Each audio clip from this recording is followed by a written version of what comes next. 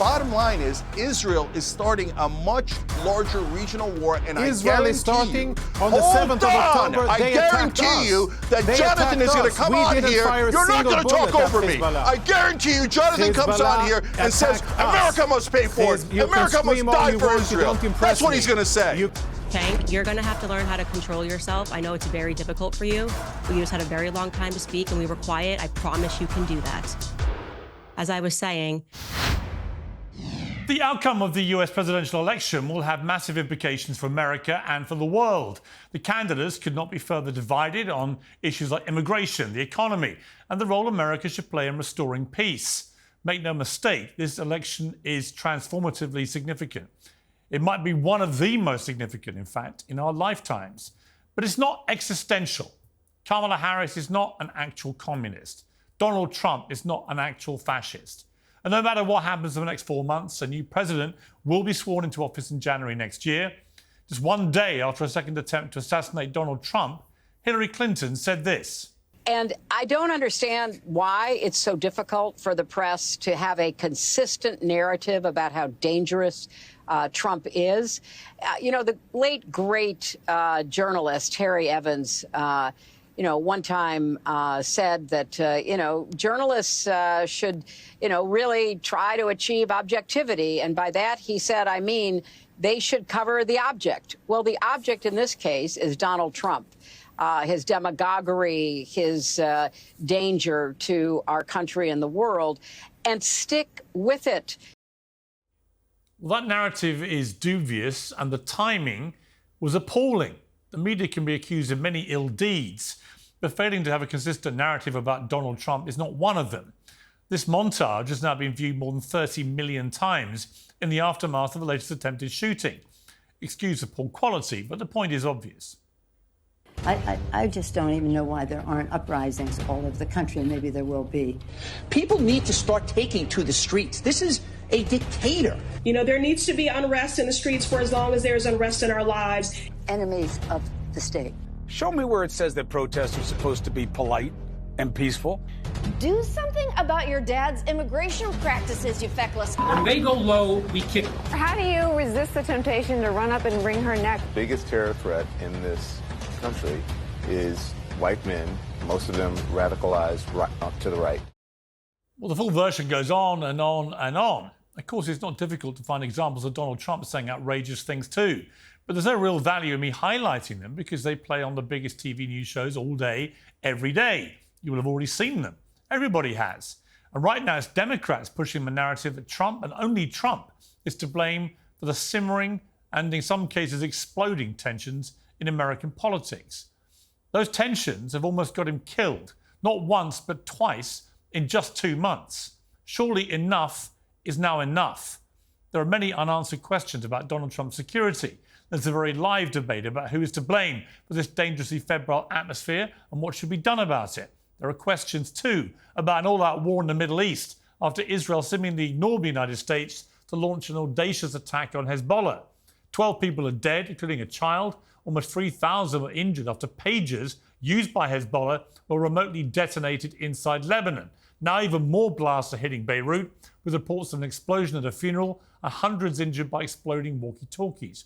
We'll discuss it all with tonight's panel. I'm joined by the host of the Candace Owens Show on Spotify and Rumble, Candace Owens, the founder and CEO of the Young Turks, Cenk Uygur, and former Navy SEAL, author and founder of military contractor Blackwater, Erik Prince. Well, welcome to all of you. Cenk Uygur, there's a lot going on. I mean, the news cycle right now feels slightly insane. You've got Donald Trump nearly assassinated again, twice in 2 months now. You've got, apparently, Israel launching this extraordinary attack across the whole of Lebanon on thousands of Hezbollah terrorists and, of course, wounding and potentially killing as well civilians in the process. So there's a lot to unpack here. What do you make of it?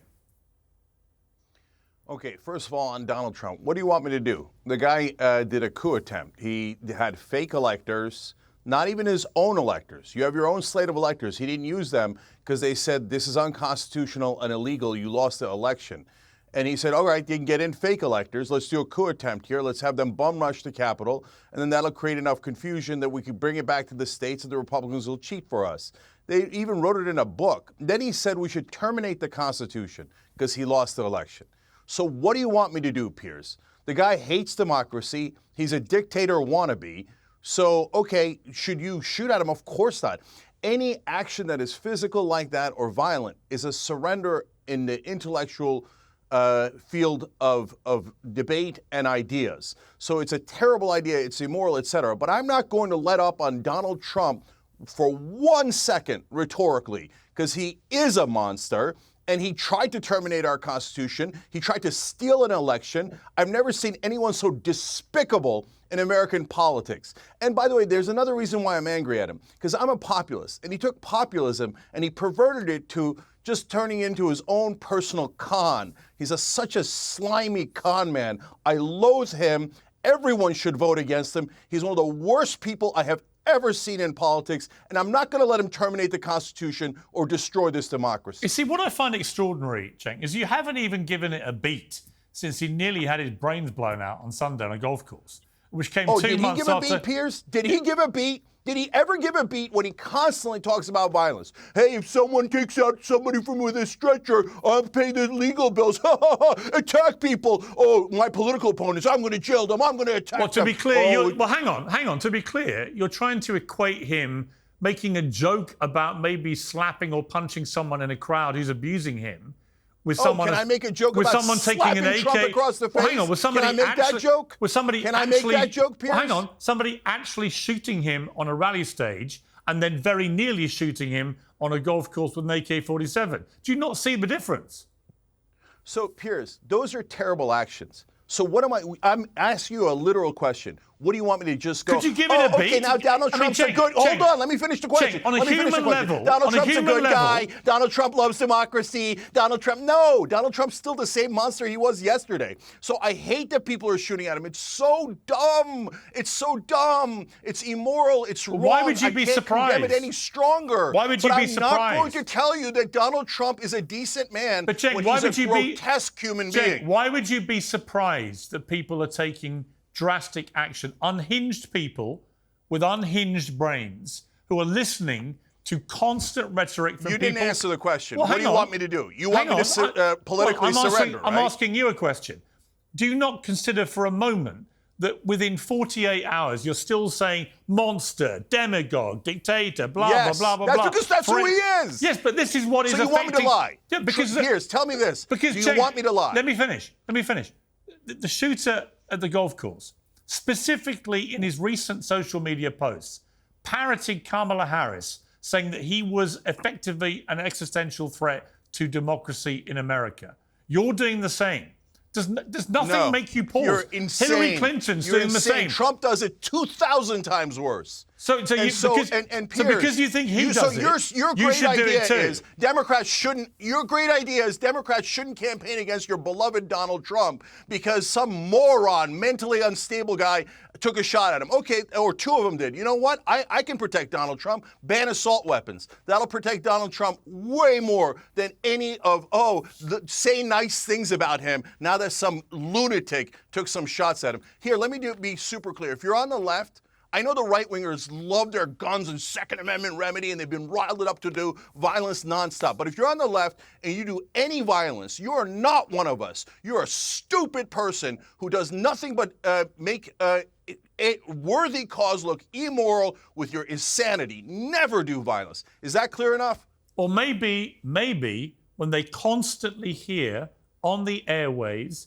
people like you and Hillary Clinton and others constantly depicting Trump as an existential threat to democracy in America. Piers, you're totally guilty. You're guilty. You're guilty. Because you support Donald Trump. And Donald Trump has done 2,000 times worse, and you know it. You won't even run it on this show. Okay. You won't even run it on this show because Donald Trump, what he says is so much worse than anything a Democrat has ever said about him. So you won't even run it on this show. So that's it. Are you telling Donald Trump, you better shut up? You better not say any of those gross things that you always say. You know that he joked about smashing Nancy Pelosi's husband's head in with a hammer. Yeah, and the truth One is, of his Cenk, lunatic fans tried to murder Nancy Pelosi's husband, and he's like, it's so funny. Here's Do the you problem. know that when they tried to murder his vice president, Here's the problem, he then Cenk. turned around and said he deserved it. Here's he's the problem. He's a psycho, Here's and the you problem. defend him every day, Piers. Here's the problem. You have no idea what I've said about Trump when he's done these things. If you had, you wouldn't accuse me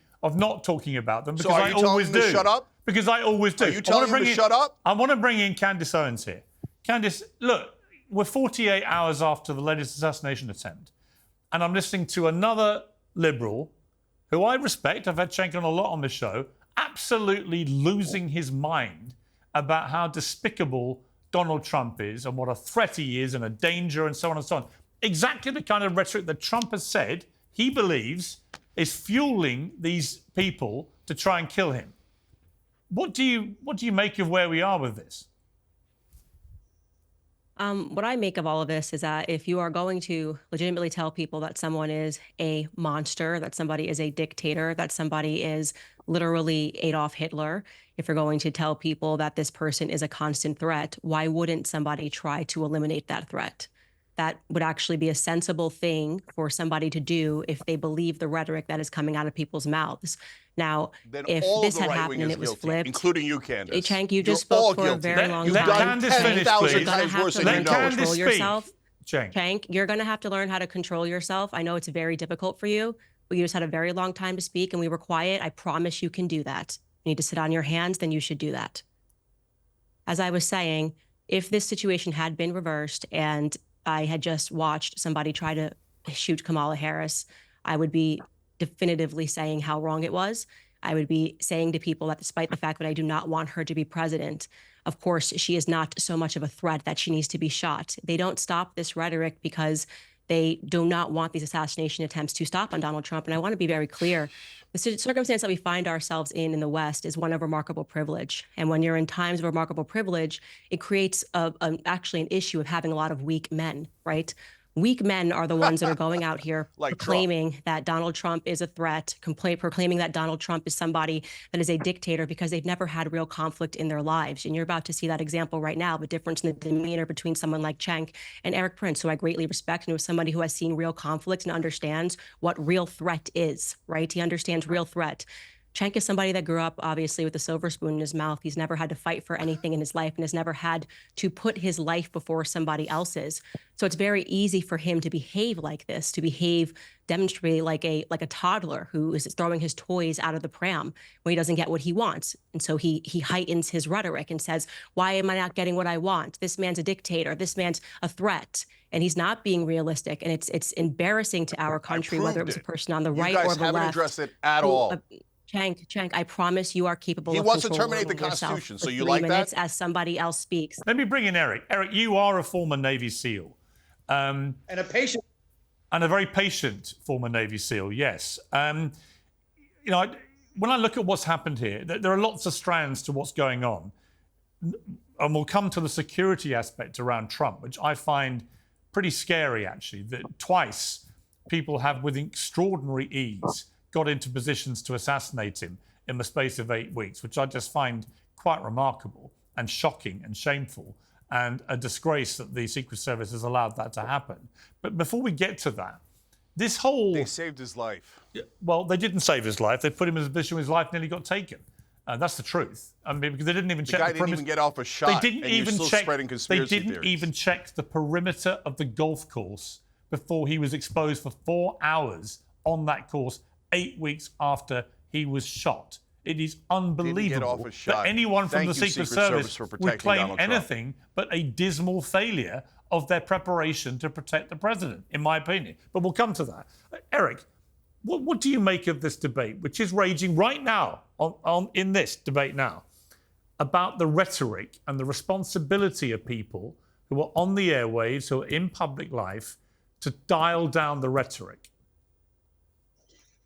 Look, like the video clip you opened with, there's an enormous amount of apocalyptic language spoken by the left, saying he must be eliminated, he is Hitler, and that unleashes every left-wing crazy to authenticate themselves by saying, I'm going to be the hero. This guy, this Ruth guy on Sunday, who was there for 12 hours stalking Donald Trump with a high-powered rifle with a scope, with ballistic plates up against the fence. And what did he have up there? A GoPro. Why? He was trophy hunting. He wanted to be the savior of the left, to say, I'm the one that killed Donald J. Trump. Trophy hunting, saying, for people like you, responding to words that you're putting out there. Why else would he have a GoPro? No, he wanted to get famous. You're totally right about that, Eric. And I hate that.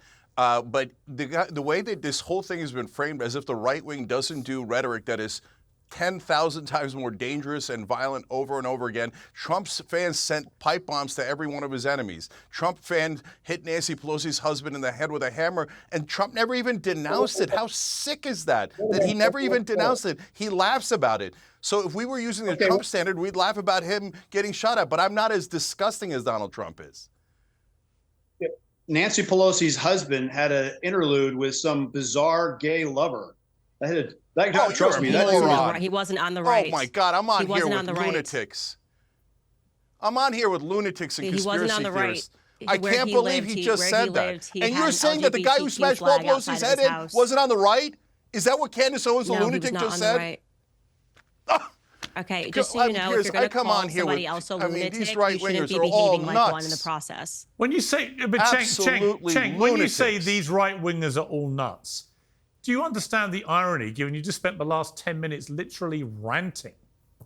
Yeah, I do, Piers. So I am loud and aggressive because that's what the Democrats and the left wing need to stand up to lunatic bullies like this. Candace Owens just said that the attacker of Paul Pelosi was not a right-winger when he is a Donald Trump fan and a deep right-winger.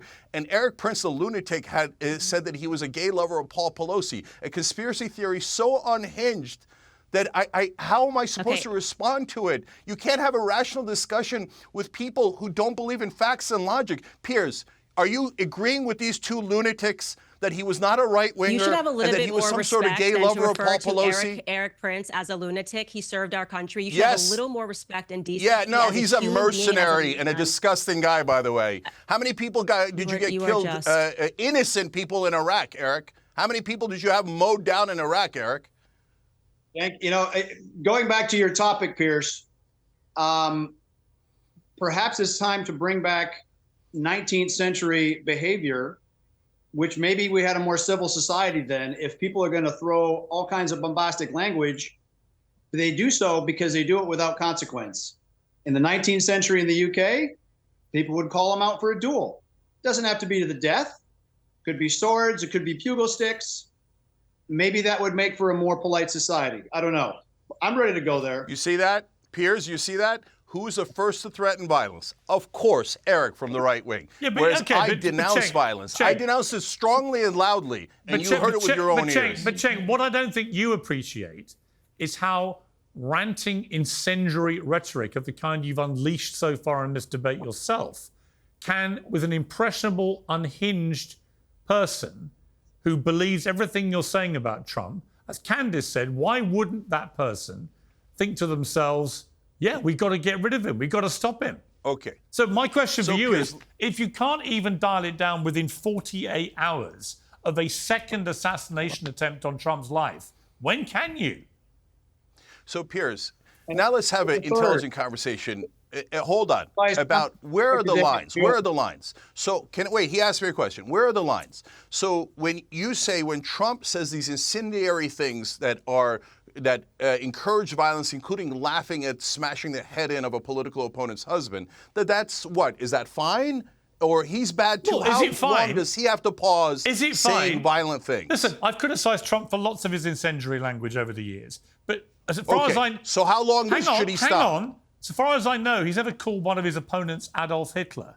And yet the left constantly... Yeah, he did. He just called... I don't know about Hitler, but first of all... But Piers, you make it look like... Cenk, here's my point. If the left constantly say, as they do, he's the new Hitler, who, by the way, murdered 12 million people with his Nazis, including 6 million Jews in the Holocaust. If you keep saying that often enough, as the left do in America, eventually an unhinged mind is going to think, I've got to stop the new Hitler. That's my point. So first of all, I've never called him Hitler. But I love Sandra Day O'Connor's quote about, it was about Bush and Cheney at the time, about fascism. She said, we've got to be careful of these beginnings so that we don't get those endings. So what I'm worried about is a guy who says that he loves dictators and writes love letters to them, and that he loves it when everybody has to stand up and applaud and no one can disagree with the leader of the country. He loves it. He thought we should terminate the Constitution. When they said to him, hey, they're trying to murder, your fans are trying to murder your own vice president. He told Mark Meadows, his chief of staff, he deserves it. I have to tell people the reality about Donald Trump.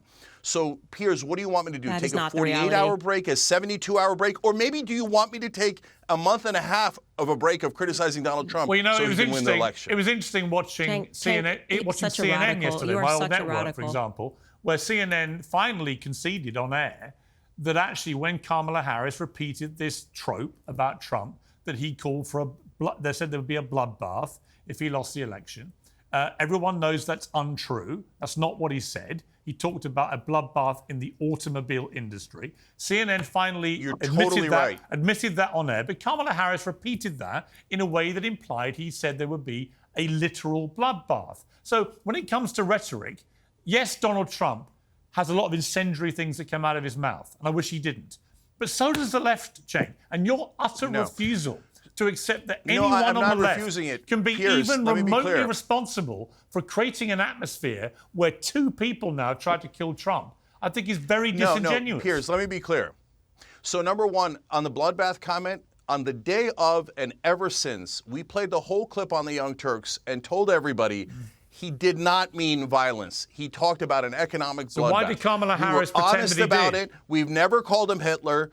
And so, but Piers, I can't sit here and not tell you that he didn't try to end our democracy, because he did. So I'm asking you now for like the fourth time. I'm going to get the other two to respond to this, but I just want to bring in just very quickly the Republican Congressman Corey Mills. Corey Mills, thank you very much indeed for joining me.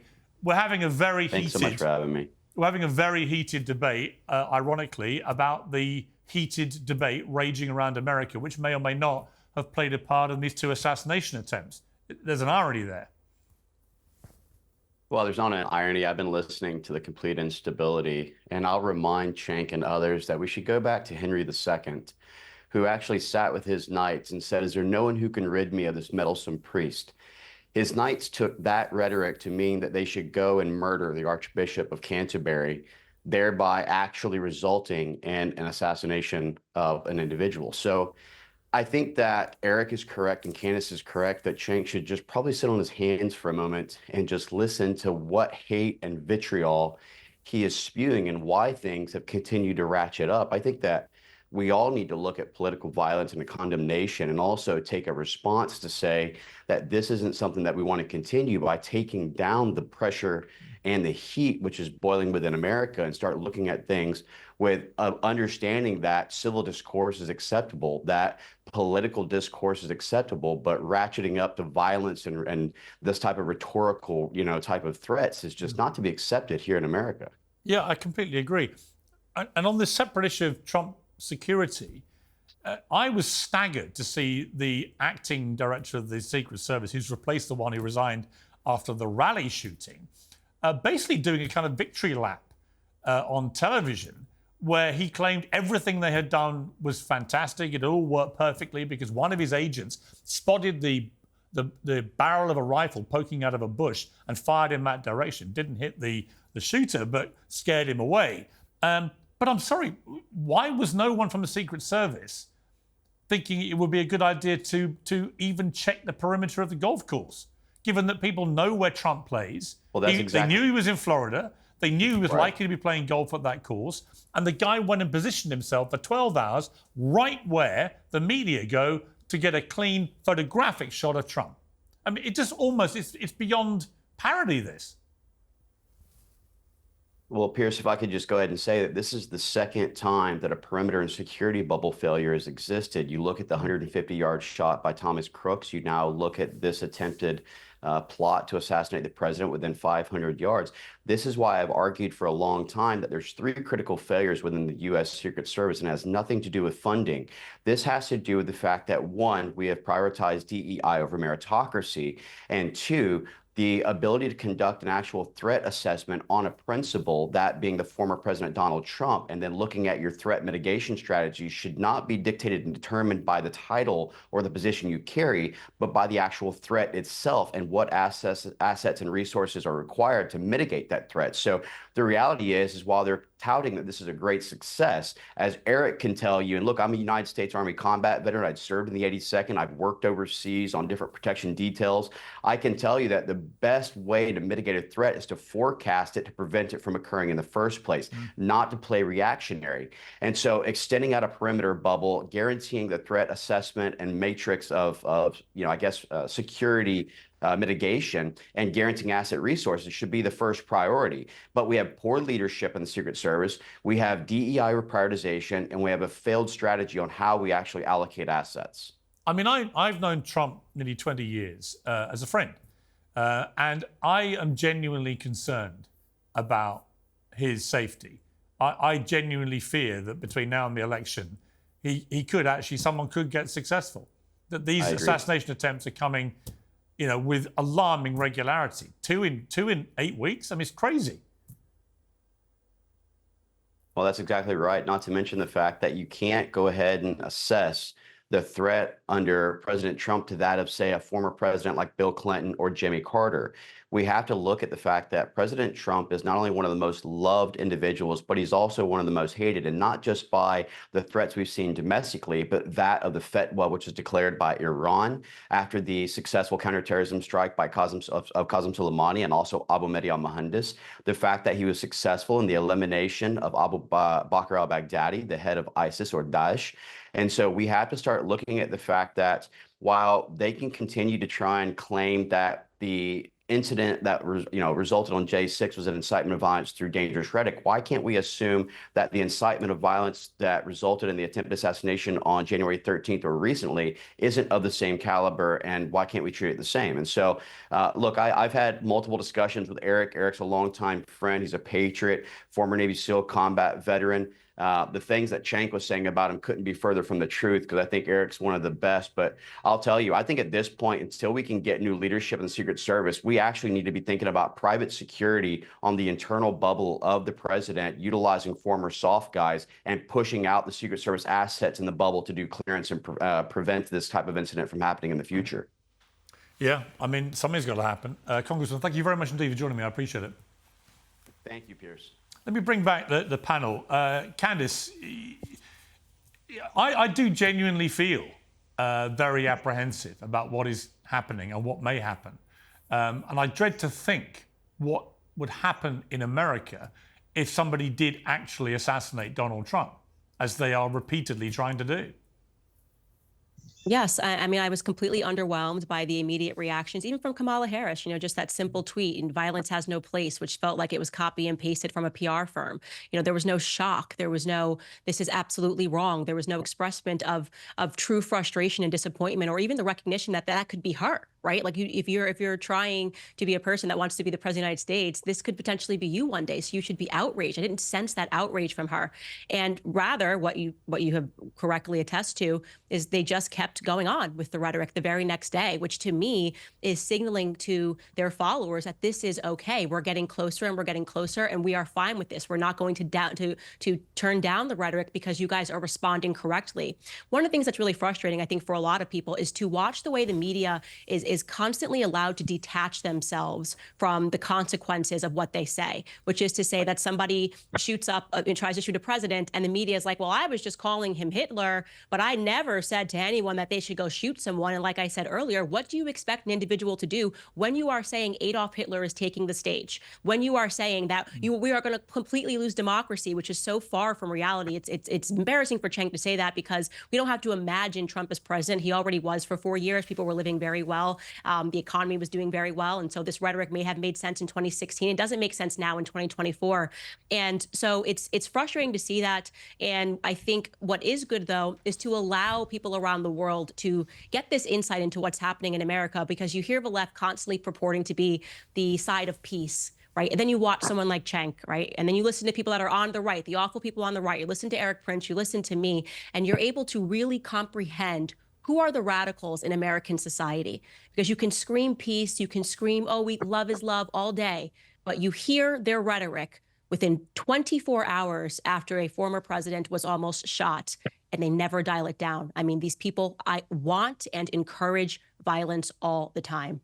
You see, Cenk, here's the problem. If this was Joe Biden or Kamala Harris, who had 2 attempts on their life in 8 weeks, the idea that you would not, if anyone on the Republican side used the kind of enraged, ranting rhetoric you've deployed in this debate today within 24 hours of it happening, that you would go completely nuts at the Republicans for doing that. Okay. So my thing for you is you seem to think that the justification for all your rhetoric is that, well, Donald Trump does it. And that's kind of like the old school playground thing. Well, they did that, so I can do it. Where's your own moral line? Where's your line that says we're going to be better than that? If you genuinely believe that is wrong, that incendiary rhetoric is wrong, why do you deploy it? So, Piers, no. The framing of this entire conversation is insane.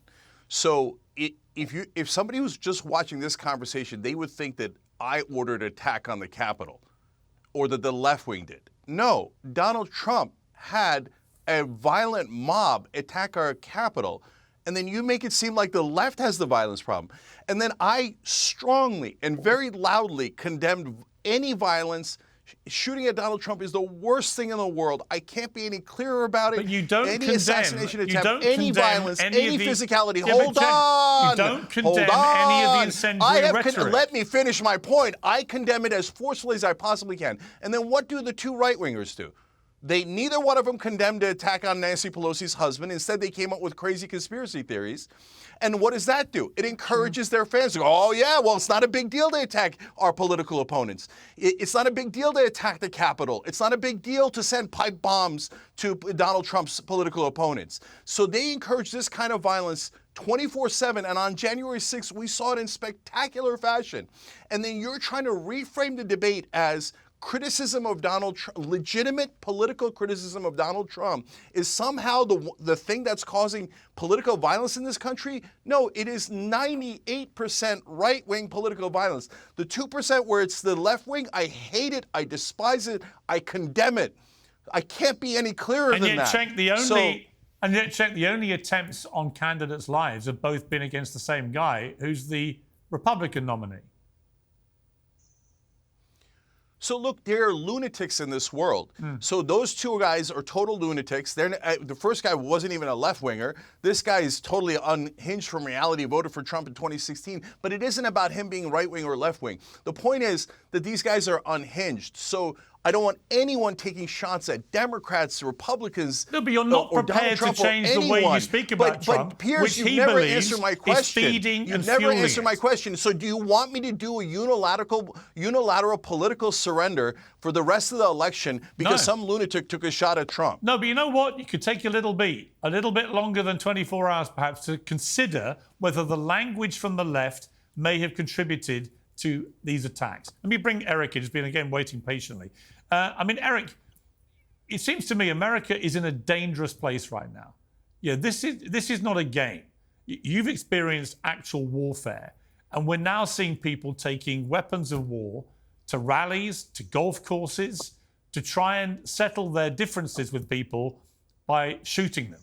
And in this case, it's Donald Trump that they want to kill. This is not a good place. If your point of this panel was to explore the spectrum of political rhetoric, I think your guest in the middle box, Reps ipsa loquitur, the thing speaks for itself. To call the January 6th such an insurrection, it would be the first insurrection in human history where people showed up unarmed. And if people are feeling nervous about the survival of their constitution, about their vote, people show up to a lot of rallies, and they should certainly be able to show up and not expect to see attacks. There was just another guy. There was an explosive found at a rally in New York today. Well, I'll stop you there on that, actually, Eric, because that's now been discounted. They've actually said there were no explosives found. So since we've started this, that's been now discounted. Good, but twice in 8 weeks, with what, 6 weeks left to go in the election, I really hope it's the last we've seen of political violence, because it certainly has no place for the republic to survive. Let me bring back Candace. I want to just talk about Kamala Harris for a bit and the politics of all this, because there's no doubt she's had a little bit of a bounce now from, taking over from Biden, from the DNC, from the debate win, where I think she won that debate with Trump by sort of feeding his narcissistic streak when he fell for it. But at the same time, she's giving very few interviews. And the latest one she gave, we're going to show a little bit of it now, to me was just a load of incomprehensible word salad nothingness. Let's take a look. Far too many innocent Palestinians have been killed. Women and children. We have seen with horror the images coming out of Gaza. And we have to take that seriously. And we have to agree that not only must we end this war, but we have to have a goal of a two-state solution, because there must be stability and peace in that region, inasmuch as what we do in our goal is to ensure that Israelis have security and Palestinians in equal measure have security, have self-determination and dignity. You see, Candace, and there was another one the weekend where she was talking about the economy and saying that, she grew up with people who were proud of their lawns and all this kind of thing. And in the debate, when she was challenged specifically about any policy stuff, doesn't really say anything. She didn't say anything there about this Israel-Hamas war, which is going to have any meaningful difference to what happens. It's all this kind of, as she would put it, her desire for joy, for everyone to get along, everyone to be peaceful and happy, and everyone to be prosperous. Well, we all want that.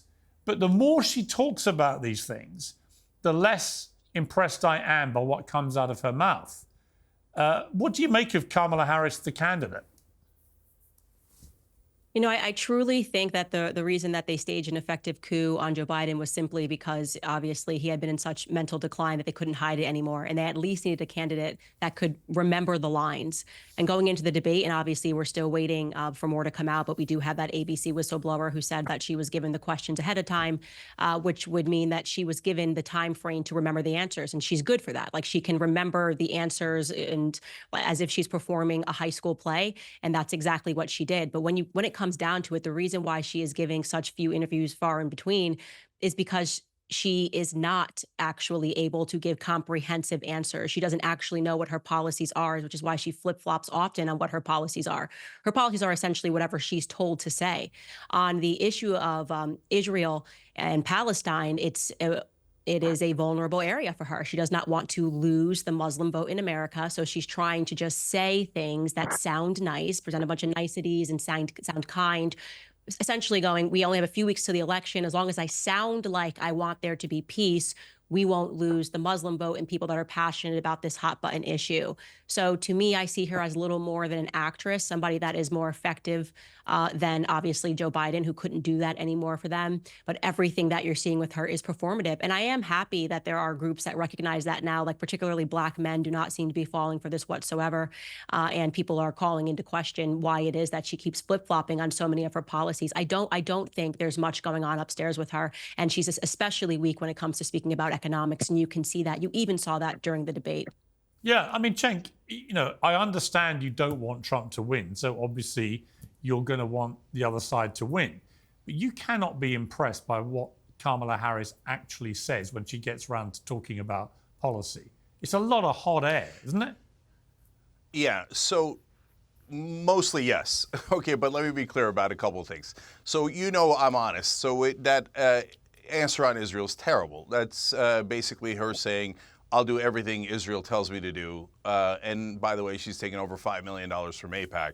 Biden's taken over $11 million from AIPAC. Also, Republican Speaker of the House, Mike Johnson, his top donor is AIPAC. So anything that comes out of Republican or Democratic mouths on Israel is just paid for. Donald Trump, his top donor is Miriam Adelson, and it is reporting in Israel that he might let Israel annex the West Bank in order to please his donor. So our politics is totally, utterly corrupt. On policy, I like some of the economic populist things that she put out there. I like some of it a lot, actually. The problem with Democrats is that they don't often deliver. This is stuff that they do for campaigning.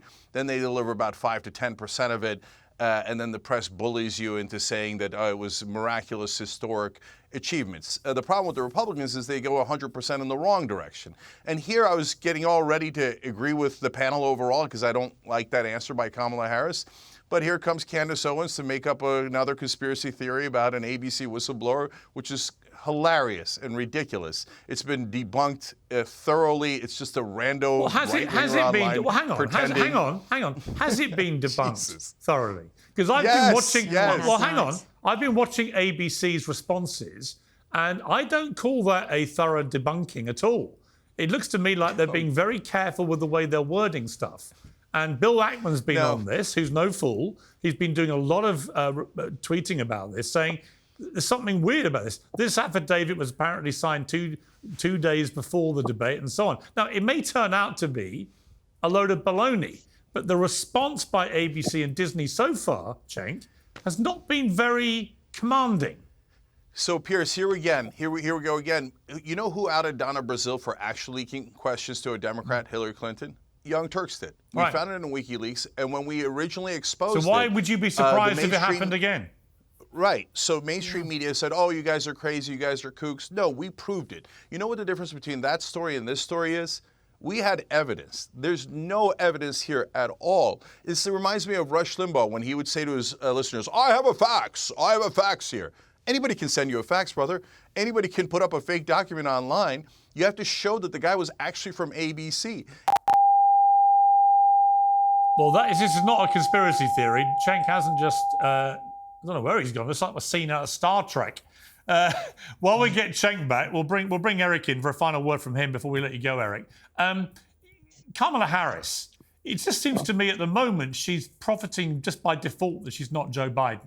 She's not a guy in his 80s who lost his marbles and clearly had the early onset of dementia. And that because of that, because she's 20 years younger and a little bit more with it and can string a sentence together, she's getting a little bit of bounce from that. But I do feel the more I listen to her and actually think, what is she saying, the more mystified I am about how she would run America. That's a frightening question. When you look at her debate performance compared to even the interview she did a few days later with the local Pennsylvania affiliate, let's just say the quality of delivery of answer plummeted. So the jury's out on the question of that whistleblower yet, but just look at the significant deterioration of her performance. I don't know. Yeah, she's the perfect shell puppet for a administrative deep state that specializes in the bureaucratic imperative is to grow government, is to enrich itself, and to gain power. And that certainly seems what the Democrat Party is all about, being the party of warfare and more taxes and more regulation, and certainly regulating free speech. Eric Prince, thank you very much indeed for joining us. We're going to let you go now, but thank you very much. I appreciate your contribution to that part of the debate. We're going to move now to this other huge story in the last 24 hours, the blasts currently rocking the Lebanon. I'm joined in the studio by the former IDF spokesman, Jonathan Conricus. We'll still have Candace Owens with us, and hopefully we'll get Cenk Uygur back from wherever he was beamed just now. No conspiracy theories here. We think he just lost connection. Jonathan, presumably Israel did this. Presumably, yes. I would say that is very reasonable to assess. And it is one of the more outlandish things that I've ever seen executed. I mean, just purely from an operational point of view, staggeringly successful. Yeah. They seem to have infiltrated these new devices that were being handed to Hezbollah at the instigation of their leadership because they thought mobile phones, ironically, were more dangerous, more susceptible to this. So they had these pages which all simultaneously were triggered and went off, and people have died, many people have been wounded and so on. Today it's carried on in another phase. You're even seeing apparently solar panels on people's homes have been apparently exploding.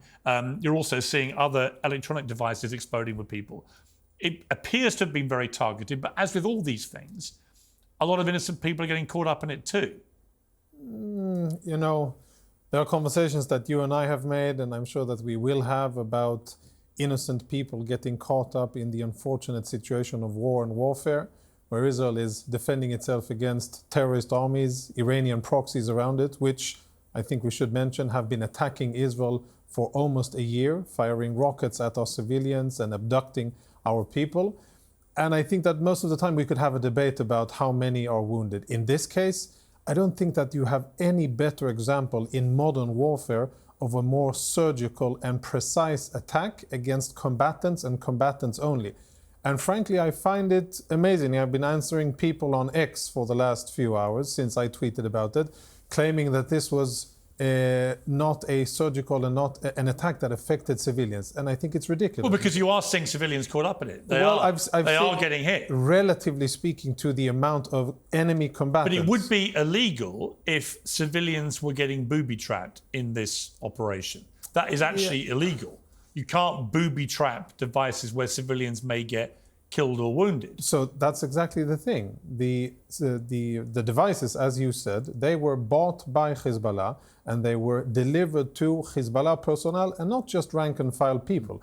They were delivered to Hezbollah personnel who needed to be on call and have access to information that is pushed from headquarters, and they are people of military importance. In legal speak, that's military necessity. These are people that What would you have said if they'd done it to Israel? If they would have done it, if they would have targeted military personnel, fair game. Really? Of course. When you target... And if Israeli civilians were caught up in it, women and children as well? That isn't really the case. You know, there's one reported unfortunate casualty, and I really don't think that is the heart of the matter. When you look at more than 300, we're told, when you look at more than 3,000 Hezbollah operatives that have been affected, there's reports of a lot of IRGC officers in eastern Syria as well, still unconfirmed, so I'm holding on that. But when you look about the total number, the amount of Hezbollah personnel killed or wounded, and the adverse effects of one or two people that sadly were also close enough, apparently, not been verified by anybody, but claimed by Hezbollah, and I think we should say that as well. This hasn't been verified by anybody who isn't Hezbollah. And at the end of the day, this is as surgical as you can get in warfare. I dare you to give me another example of 3,000 enemy combatants affected and 2 civilians affected. I've got to be honest, I've never seen anything quite like this. It's a stunning thing to have watched go off. We see these videos simultaneously erupting all over Lebanon. Yep. Is it safe to assume this is a Mossad operation? You know what? Given how sophisticated it is? I mean, what Israeli security agencies have been doing is enhancing their ability to operate together. Interoperability across organizations, so you would have military intel. There's a cyber unit in the very famous unit 8200 that does offensive cyber. And then there are Mossad capabilities, and one would assume that these have been working together, affecting, if reports are correct, the supply chain of Hezbollah, directly understanding exactly as you said. Hezbollah gave these machines out to their operatives because they were concerned about Israel listening to their cell phones and taking information. These don't explode, right? But a beeper full of explosives could. Let me bring Candace Owens in now.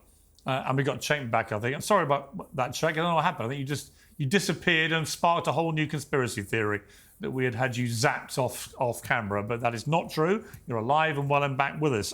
Candace, your reaction to this extraordinary operation, seemingly led by Mossad, ordered by Netanyahu yesterday, ongoing today, right across Lebanon.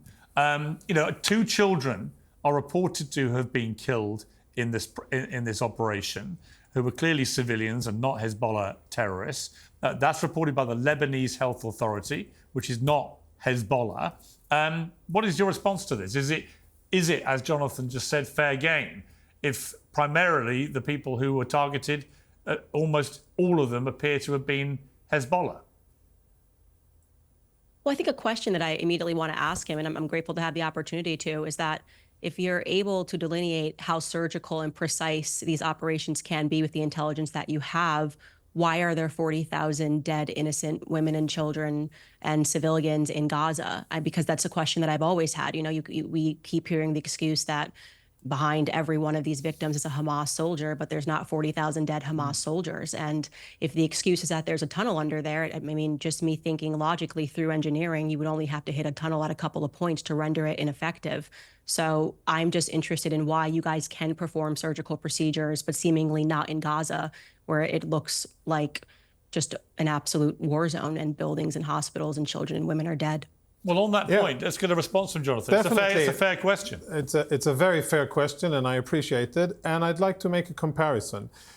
I'm sure that you follow events, and you're very interested in what happens in Israel and with what our enemies are doing, and I see that. But I'm sure that you know that until this cyber operation that Israel reportedly did, Israel was able to kill more than 500 Hezbollah operatives in Lebanon, throughout Lebanon. Now, I haven't seen you tweet about it or any of the other people who usually support the other side. But if you take a look at how many civilians were killed in Lebanon as a result, as an unfortunate byproduct of Israeli strikes, and if you compare that to the situation in Gaza, I think that what you will find is it's the same IDF, the same operating procedures that we have in Gaza, only that here in Lebanon, until now, the situation is that Hezbollah has so far distinguished itself from civilian population, and they haven't been fighting from within cities. And as such, when the IDF has deployed lethal weapons against them, then terrorists have been killed and not civilians. And it's not because it's a different IDF, it's because, as you said, you used the word excuses, I would call it a reason and the sad reality of Hamas using Gazan population as their human shields, which I think is deplorable. And if you claim to be a defender of Palestinians and Arabs and other people, and you have that in your heart, and I think that your criticism should be pointed first and foremost towards Hamas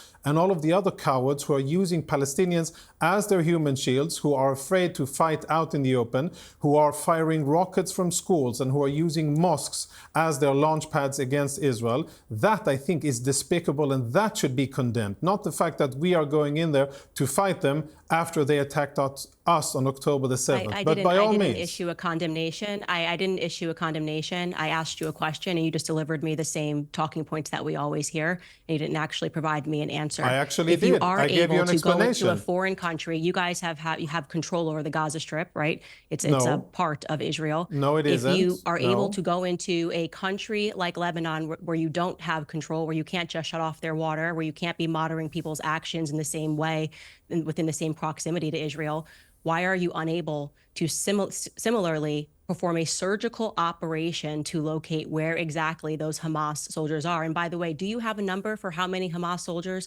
have been killed in the Gaza Strip? Right. So, I mean, you either weren't listening or maybe I wasn't how clear. How many Hamas soldiers have been killed? Yeah, I heard your question, Strip? Candace. I heard your question. Maybe you weren't listening or I wasn't clear. I'm usually clear when I speak, but I'll repeat it.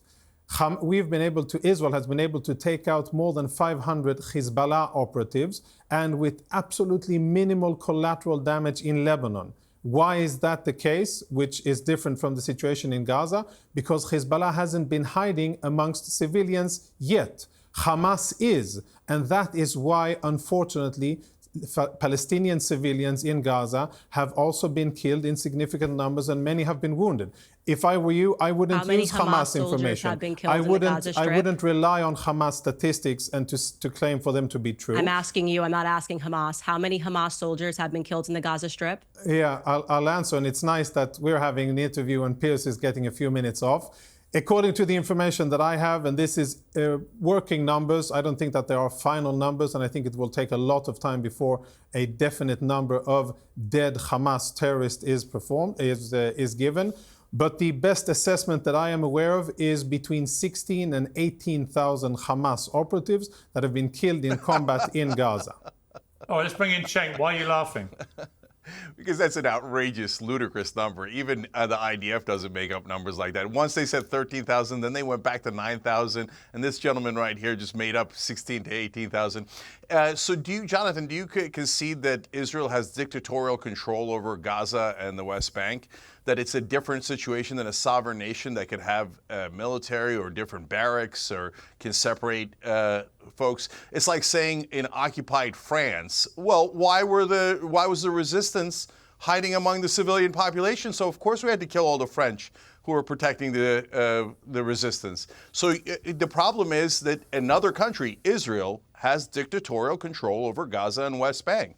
I mean, you've got to acknowledge that, right? I mean, you're not claiming that Gaza is free. You guys just destroyed 85% I think that the only thing ridiculous... If I may say that, I think we're focusing too much on the Israel-Hamas war, which we've done a lot on this show, as you know, with you guys, right? I would rather, Cenk, just get your reaction to a specific operation which appears to have been conducted at Benjamin Netanyahu, Prime Minister of Israel's instructions, and carried out, primarily led by Mossad. From an operational point of view, obviously a stunning success. But is it valid? Is it fair game, as Jonathan said, given the way that Hezbollah has been attacking Israel now for years? Yeah, so the most important part of this, Piers, is why did Israel act now?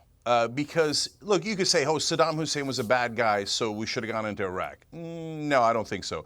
You could say Hezbollah are terrorists, but then Israel has killed 30 times the civilians that Hamas has, let alone Hezbollah. So is the Israeli government, the IDF, and Netanyahu terrorists? But you don't dispute that Hezbollah has been targeting Israel for years. Okay. Yeah, and Israel's been targeting Israel bombed Beirut, bombed Damascus. No, forget Israel for a moment. They bombed Tehran. But do you accept, they bomb all their neighbors. Yeah, but hold on.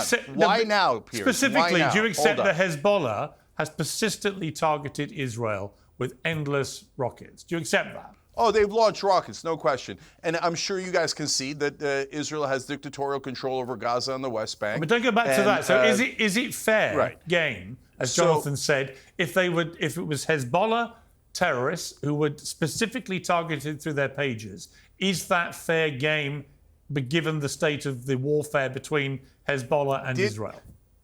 Look, I can answer that question, but we've got to get to the more important question. Well, answer that question first. Hold on, I'll answer it. So did they check that the 2,800 people and the children near them and the other civilians near them, that they were all, quote-unquote, terrorists before they decided to murder all of them? Now, luckily, only 12 died, but 2,800 were injured. No, they didn't check. And by the way, buyer beware of Israeli products. Apparently, they have bombs in them. Okay, do you suggest we send them a warning? The real question is why you remind me of when the BBC asked me if we should have warned the Hamas terrorists who were keeping our 4 hostages before we went in to save them. Why didn't we warn them before? Because civilians were killed in the combat. You are just as ridiculous in your pontification and in your acrobatics to try to smear Israel. You're really unable to say black is black and white is white. And look how low Piers has to go in order to get you to say something against Hezbollah.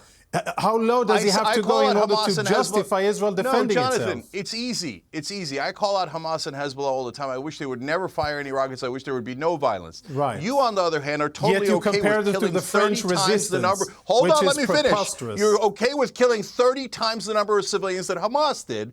Obviously, that's terrorism on a mass scale that Israel does. No, it isn't. No, but you say it's okay because we're the good guys? No, that makes you terrorists. No, it isn't. No, it isn't. You didn't want to kill them. No matter how many times you repeat the lie, it doesn't turn it to be true. Israel is defending itself against a jihadi enemy, an enemy that has said we are not going to stop until we kill all the Jews. I wouldn't want you or anybody else to be in that situation, but that is the situation that Israel is in. We have to defend ourselves against people who say our only goal in life is to eradicate Israel and kill all the Jews who live there and build a Sharia-based state in Palestine. Yeah. Those are their words. So, I don't know how you think that you could defend yourself against it, but being nice isn't one of them. You live in La La Land, where you say the Palestinians might prevent an Israeli state. Well, Israel exists, but you prevent a Palestinian state, take away all their freedom, you take away all their rights, you kill them wantonly anytime you want. You destroy all of Gaza, and you pretend not to be the terrorist. So let me ask you something. Is the IDF the most incompetent military in the history of the world, that they just accidentally killed over 30,000 civilians, including over 25,000 women and children in Gaza? Are they buffoons who just cannot ever get the right target? Oh, we got a couple of Hamas guys. Oops, we killed a stadium full of women and children. Listen, and you're pretending not to be a terrorist? Is someone who would be sitting here and doing the apologetics of Hamas. And I say that with a little respect. For you to be saying that without having lived in Israel, without having dealt with terrorists that are going after our families and women and children, without even understanding what Hamas is. You compare Hamas to French resistance fighters? Seriously? You compare Hamas, a jihadi terrorist genocidal organization that says, yeah, well, it's a stupid analogy. It's reckless, and you're whitewashing Hamas by even thinking that you can compare French resistance against Nazi Germany to Hamas terrorists that are willing to burn and butcher and rape and kill Israeli civilians. I'm not talking about the Hamas terrorists. I'm talking about the civilians you've butchered. I'm talking about butchering anybody. I want to bring in Candace here. A stadium full of dead women and children. And you say that their lives don't count, right? Their lives don't count. Have you ever lived in Gaza? No, I've never lived in Gaza. I want to bring in state? Candace to ask the same question I asked Cenk, which he hasn't really answered in a clear, simple manner, which I think is a very easy question to answer. Hezbollah are wedded to constantly attacking Israel. They are an enemy of Israel, as Hamas are. So is it, as Jonathan said, fair game for Israel to have conducted this operation, which appears to have been almost, and I use that phrase very advisedly, almost exclusively against Hezbollah terrorists? If the operation was targeted almost exclusively at Hezbollah operatives and it was surgical, I think every state has a right when it's being attacked to launch an attack back at the operatives that are attacking them. That's a very easy answer for me. And I take, by the way, Jonathan, great exception to you painting me as some like broad defender of Middle Eastern. You said the Palestinian people. I just defend innocent life. And so whether it's October 7th and Israeli children being killed and Israeli children being taken away, I used my platform to say how wrong it was and people were pulling down the signs. And I'm also feeling just as strongly about the Palestinian women and children. And I don't like when people try to conflate humanity as some political position that's against the Jews or against the Palestinians. At the end of the day, the preservation of life is what needs to come first. And I don't feel, if you did this in Lebanon, great, I'm happy for that. I don't think that has been your priority in Gaza. And I use my platform to say how wrong I think what's happening is there. But that's not a condemnation against Jews or the Jewish people. It's a condemnation against Netanyahu's government, which I think has become somewhat radicalized. And I think that's a fair critique, given the fact that you have so many Israelis that are taking to the street protesting him, as well as the families of the people who are hostages who have been protesting him and speaking out, as well as some of the most prominent Jews in America, like Ari Emanuel, who is a Zionist, who has said that he thinks what Bibi Netanyahu is doing is selfish. So I think it's important to separate what is fair critique and an understandable emotion that people are having, seeing so many dead Palestinian children on their screens every day on X and on Instagram. And I know, Piers, you are also being tagged in these photos of mothers mourning and screaming. It's wrong. I agree. Jonathan, specifically for you, is a breaking story that the Israeli Defense Minister, Yoav Gallant, has declared the start of a new phase, his words, of war, as the IDF turns attention to the northern front with Lebanon. Now, that's a massive escalation in what is already a deeply turbulent situation. Can Israel conduct wars on all these different fronts? Yeah, I will, of course, answer that. And I'll reflect on what you said before, Candace. I appreciate your words, and I think that I agree with you on protecting human life, dignity of human beings. I think we're in total agreement. And if you used your platform for good, humane purposes, I commend it, and that's great. And full stop, and I'll leave it at that. Thank you.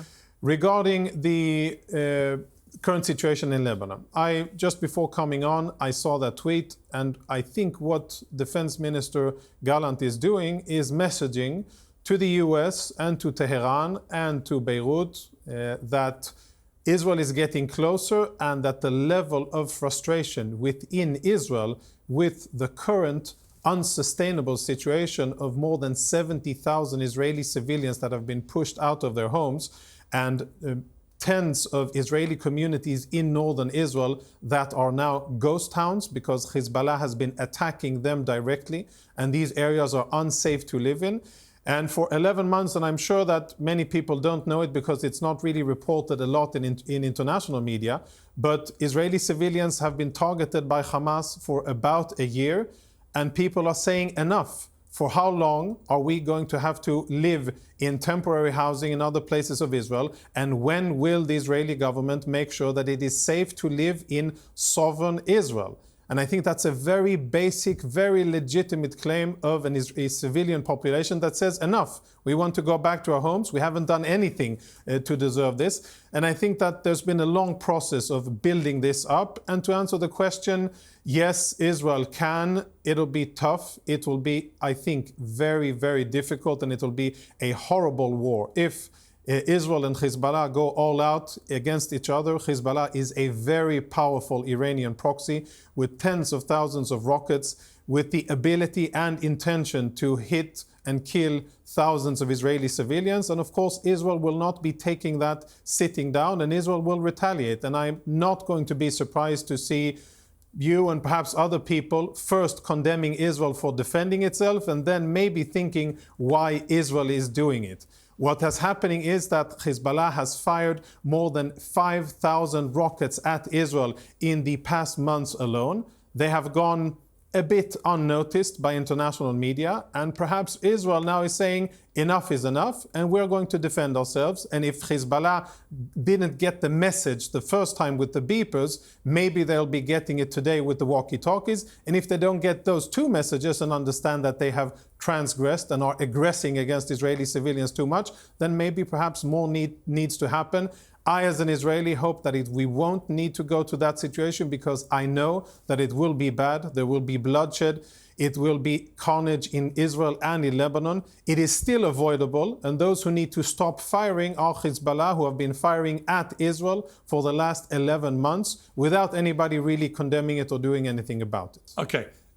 Thank you, Jonathan. Cenk, I'll give you the final word on this part of the debate, and then I'm going to say goodbye to you and Jonathan, and Candice, you're going to stay on just for a little bit of a chat after, it's just me and you. So just, Cenk, your response to what Jonathan just said there. Clearly, this is a massive escalation already.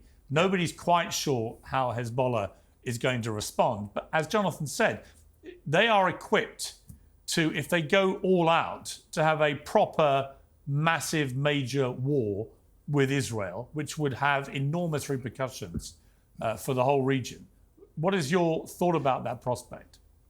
Yeah, so first of all, there's a correct path here.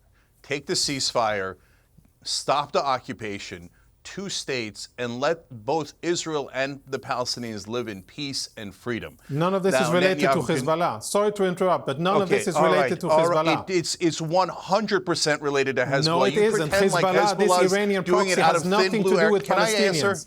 Hezbollah has nothing to do with Palestinians. They are Lebanese. They are Shiite Lebanese. They have nothing to do with Palestinians. They have nothing to do with Palestinians. There's not a single Palestinian in Hezbollah. So for you to tie it to Hamas is ridiculous. No, you're it is whitewashing. Ridiculous. It's the old, tired propaganda against Israel. You have to be honest and address the situation. Hezbollah has nothing to do with Palestinians. Hezbollah is doing it because of the occupation. Are you so stupid you don't understand that? None of Hezbollah's business. Nothing to do with Hezbollah. Oh, yeah, all the Muslims. Watch us. Who appointed Hezbollah other than their Iranian masters to have anything to say about Israel and Palestinians? What have Lebanese militias got to do with it? You don't want peace. I know. You want to occupy and steal their land as long as humanly possible. I got it. Hezbollah doesn't have a say. It's not their business. It's Israel and Palestinians. If you were to say, take a ceasefire with Hamas, I would say that's a valid topic to discuss. What does Hezbollah have to do with Palestinians? Absolutely nothing. The only thing that they have in common is that they are you funded by Iran. You think Hezbollah is attacking Israel out of thin blue air? Do you actually genuinely believe that Hezbollah is attacking Israel for no reason at all, just because they don't like Jews? No, they're attacking you because of the occupation. Are you so incredibly ignorant that you don't understand that simple concept? The only ignorant person here is you, my esteemed colleague to the panel, to be parroting Iranian talking points and blah, blah, blah, blah. I know. Everything is terrorist. Anyone who's opposed to Israel is terrorist. And you can't even make a coherent Israel claim. can murder anyone they like, but they're not terrorists.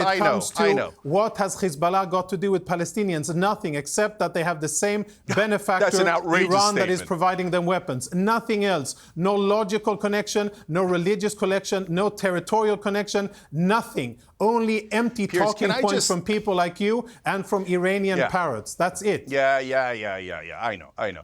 Poor victim Israel. Oh, they just have been humiliated and oppressed and occupied for 57 long years. 5.5 million Muslims, and they're outraged to find out that other Muslims might not love that idea. So this, look, guys, Piers, this is the most important part of this. Right now, the reason I brought up the ceasefire is you could take the ceasefire, and I guarantee you that Hezbollah stops the rocket attacks. That's because that's what they've said, our experts say, every single expert in the world says.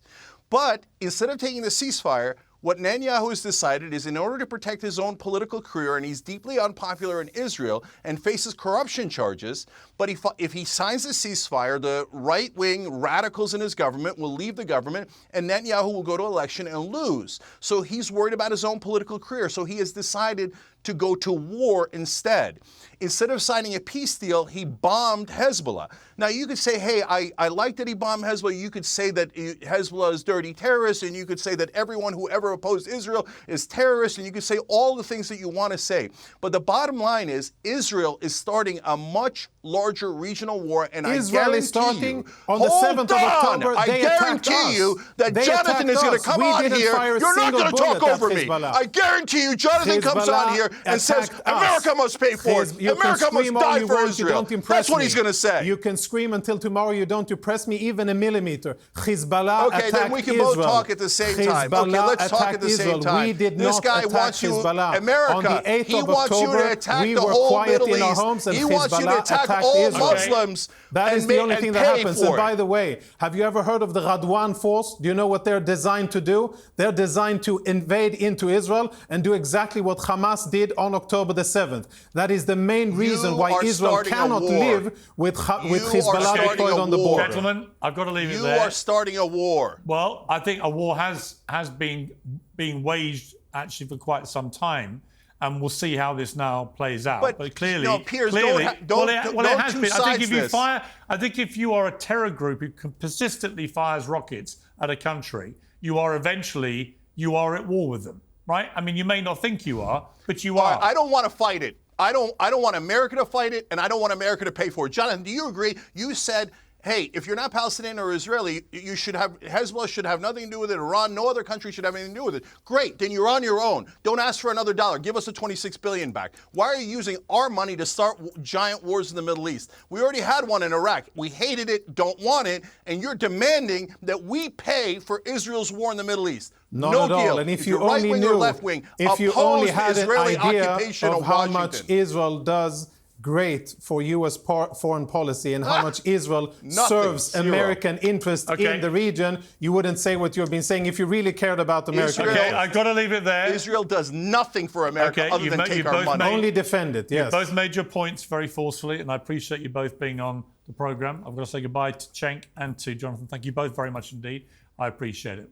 Well, Candice, you're going to stick around because some interesting stuff has gone on since we last spoke. Let's start first of all with your week-long suspension from YouTube, which apparently related to a 2022 interview with Kanye West, now known as Ye, obviously, in which he said Jewish people control the media.